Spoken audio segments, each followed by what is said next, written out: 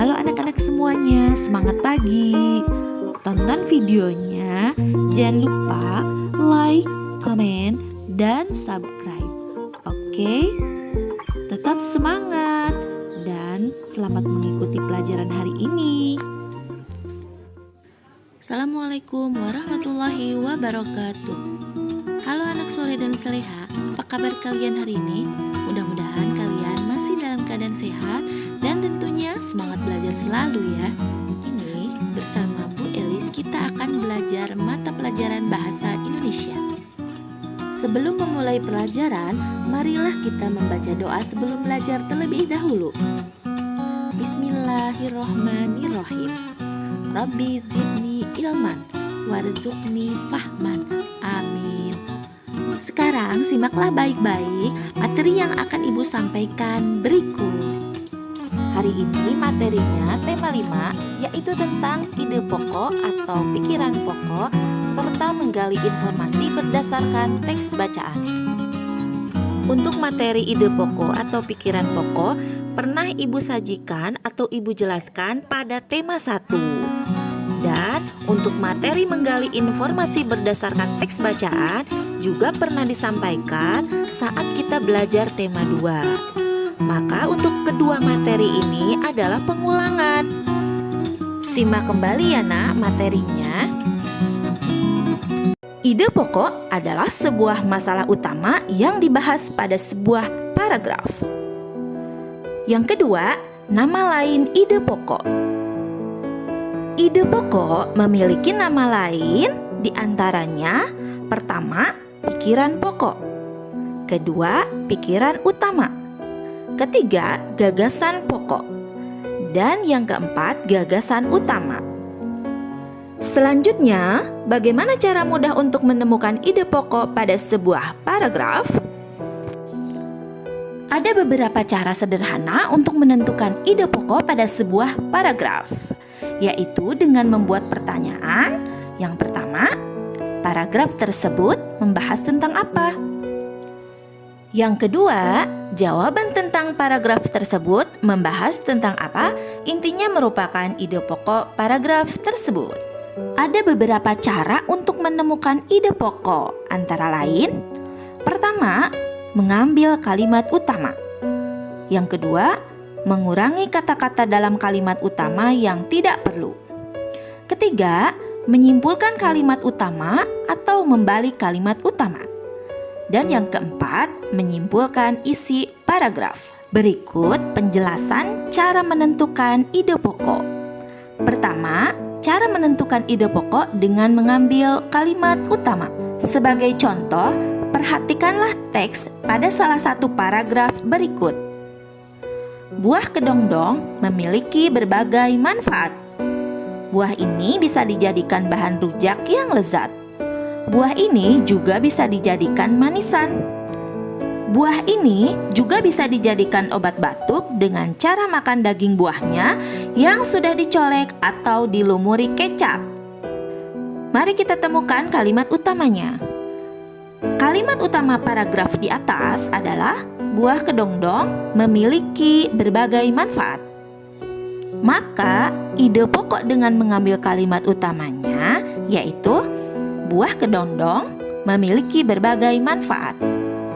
Cara yang kedua untuk menentukan ide pokok yaitu dengan mengurangi kata-kata dalam kalimat utama yang tidak perlu. Dari cara yang kedua ini, kalimat utama pada paragraf tersebut adalah buah kedongdong memiliki berbagai manfaat. Maka ide pokoknya kita bisa mengurangi kata-kata dalam kalimat utama. Buahnya tidak usah digunakan. Ide pokok paragrafnya menjadi kedongdong memiliki berbagai manfaat.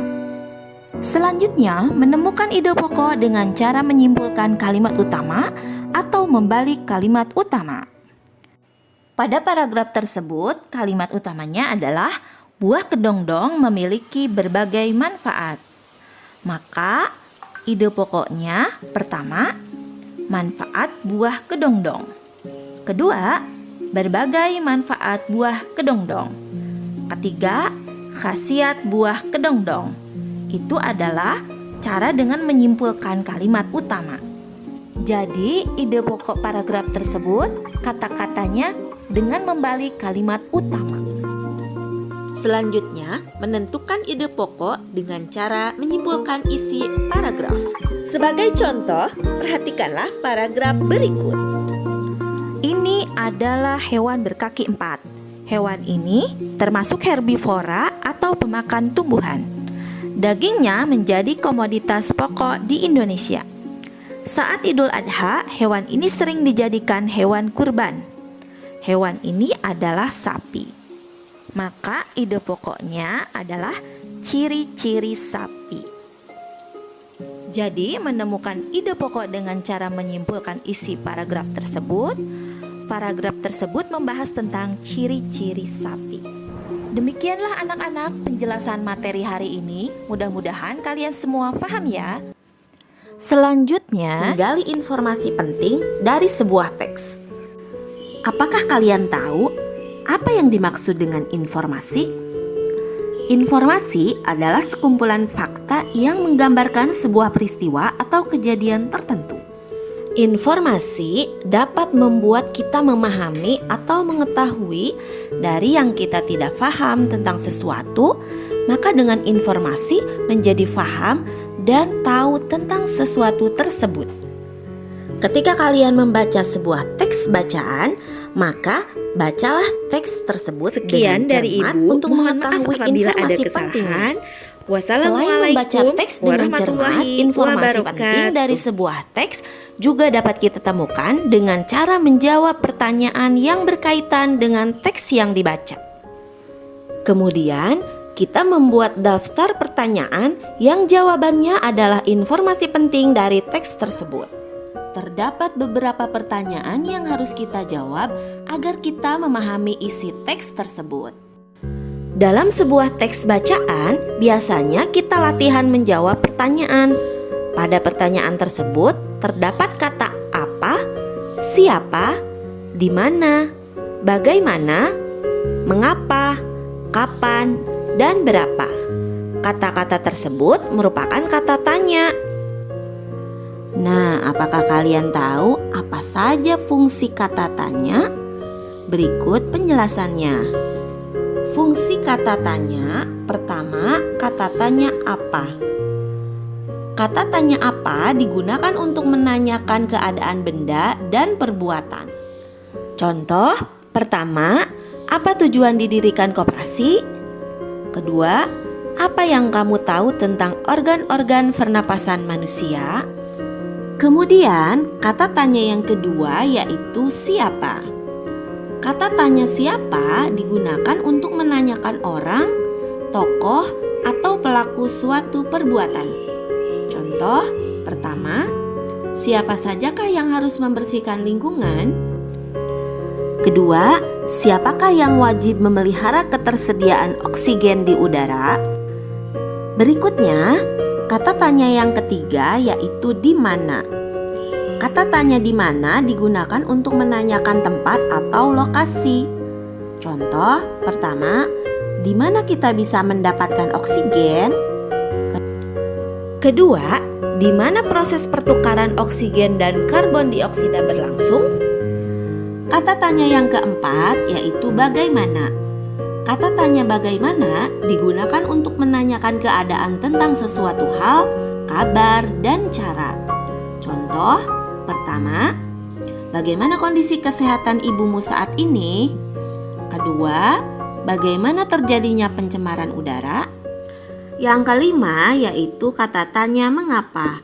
Kata tanya mengapa digunakan untuk menanyakan alasan atau penyebab suatu hal. Contoh, pertama, mengapa pencemaran udara berbahaya bagi kesehatan? Yang kedua, mengapa sektor usaha yang strategis dikelola BUMN? Selanjutnya yang keenam yaitu kata tanya kapan.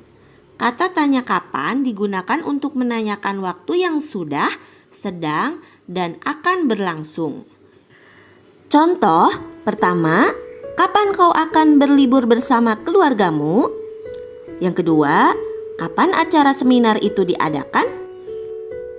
Dan selanjutnya, kata tanya yang ketujuh yaitu berapa. Kata tanya berapa digunakan untuk menanyakan jumlah atau harga.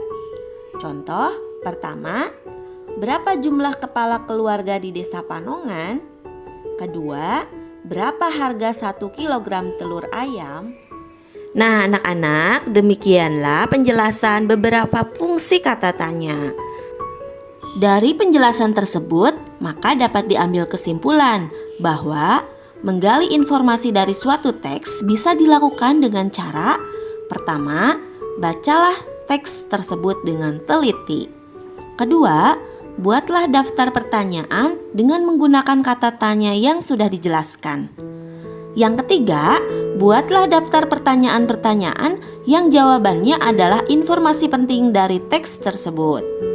Dan yang keempat, jawablah pertanyaan-pertanyaan yang isinya adalah informasi penting dari teks tersebut. Bagaimana? Kalian semua sudah paham? Mudah-mudahan kalian paham ya. Anak-anak, tugas hari ini kalian menjawab pertanyaan berdasarkan materi yang telah Ibu jelaskan, yaitu tentang ide pokok dan menggali informasi berdasarkan teks bacaan. Jawablah dengan benar.